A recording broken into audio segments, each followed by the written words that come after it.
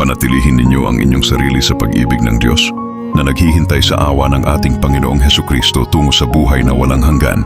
May mga panahon sa buhay na mahirap tiisin. Kapag tayo ay nahihirapan, madalas tayong humingi ng mabilisang solusyon mula sa Diyos. Ngunit tinatawag niya tayo na maging matiyaga habang pinalalakas niya ang ating pananampalataya. Kaya ano ang dapat nating gawin?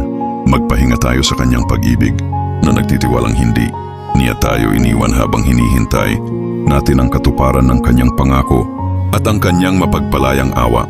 Manalangin tayo. Panginoon, salamat po sa iyong pag-ibig at pag-alalay sa akin. Habang nararamdaman ko ang bigat ng aking mga dalahin, dalangin ko na bigyan mo ako ng mga mata upang makita ang iyong kamay na kumikilos. Tulungan mo akong alalahanin ang iyong pag-ibig na nagtatanggol sa akin sa panganib, nagdadala ng bigat ng aking mga pagsubok at nagbibigay aliw sa gitna ng bagyo. Pakisuyo, Panginoon, na huwag mo akong hayaang malayo upang magpatuloy akong makapagtiis hanggang sa ganap mo akong palayain sa pamamagitan ng iyong awa. Sa pangalan ni Jesus, Amen.